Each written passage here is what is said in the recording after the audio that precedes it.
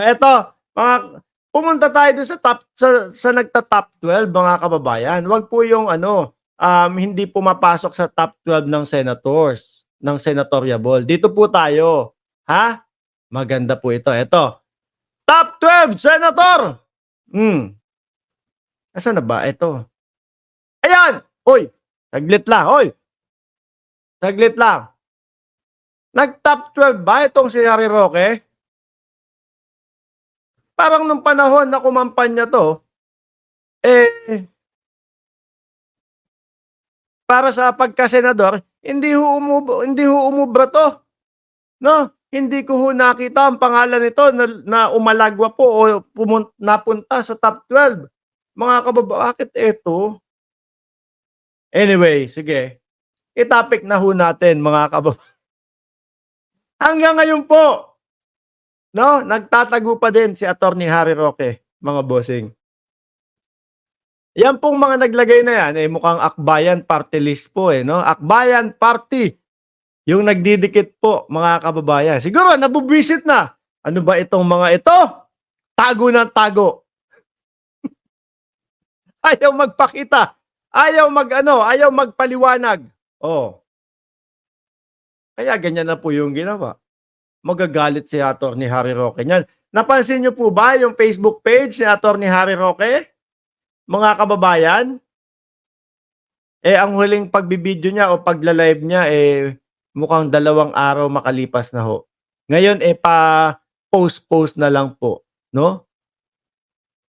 Pa-post-post na lang po, oh, akala ko sabi ko isang tao lang siguro yung nagdidikit nito, oh. Isang tao lang ba yung nagdidikit nito? Humanap pa tayo, ito pa daw po, oh. Ayan, ang dami na. Baka pati yung ano, ha, bahay ni Attorney Harry Roque, eh, dikitan nyo. Oh, wanted, Harry Roque, Pogo Lawyer, Akbayan Youth, oh, Akbayan Party. Sabi ni Just Vincent, gusto ko ng copy ng wanted poster ni Kibs at ni Roque.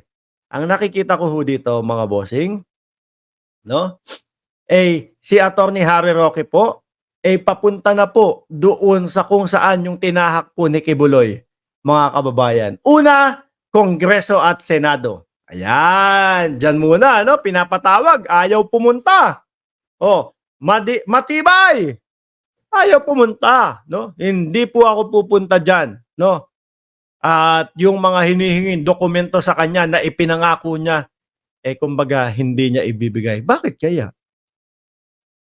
Kala ko pa naman nun, naku, yari ang Kongreso dito pagka inilabas ni Attorney Harry Roque 'to. Kasi nakikita ko matapang si Attorney Harry Roque.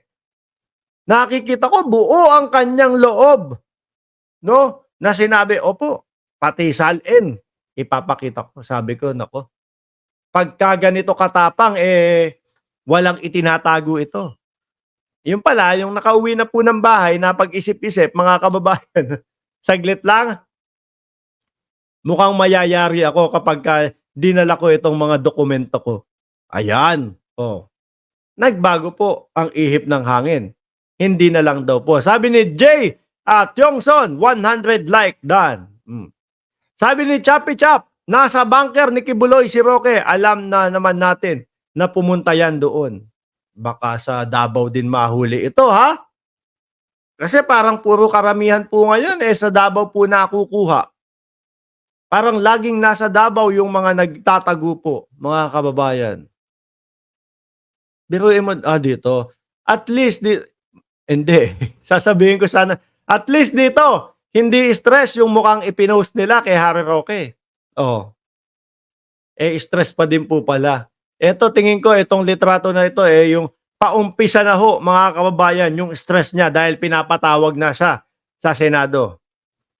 Oh, ha? Amparo Estrada, sabi, hello Mark, good morning. Pinakadikit na modelo, si Harry Roque. Oh. Sabi ni Ma'am Eugene Tomas, oo nga, most likely, nasa Davao lang yan. Baka nandyan na naman sa Davao, ha? Sa safest city, sa Southeast Asia. Oh. Sabi naman po ni Attorney Harry Roque, hindi naman daw po siya pugante. Nagtatago lang daw po siya sa Kongreso. Dapat po, sir, no? Para naman mapaniwala mo kami, no? Eto ha, pangako ko ito dito sa akin channel. Kapag si Harry Roque, mga kababayan, no, nag-explain at napatunayan niya sa sarili niya, napatunayan niya sa atin na siya ay malinis talaga sa pogo, na idepensa niya yung kanyang sarili doon sa mga nakikita, pati doon sa nakitang nandoon sa PH2 na ang incorporators po sila-sila din po. Pag naidepensa niya ang kanyang sarili, mga kababayan, naku po, iba-vlog ko siya araw-araw, ipagtatanggol ko siya sa inyo araw-araw, mga kababayan. Kaso wala po Mas pinili po, no, ni Attorney Harry Roque magtago. At ito pa ang breaking news, mga bossing. Ang breaking news po, mga kababayan, kumbaga, pati po yung SME niya, hindi pa naman wanted, no? Pinagpapaliwanag. Kumbaga, ipaliwanag mo kung bakit ka hindi pumupunta doon sa mga hearing sa Kongreso. Ayan. Kasi po hindi din po pumupunta si Madam Myla Sinasabi ni Roque, sinisira ng Quadcom ang aking pamilya. Aba, sino daw ba nga kasi ang nag-umpisa ng joint account? Di ho ba? Si Roque naman yung nakipag-joint account. Sino ba yung ang naglagay ng mga incorporators dyan?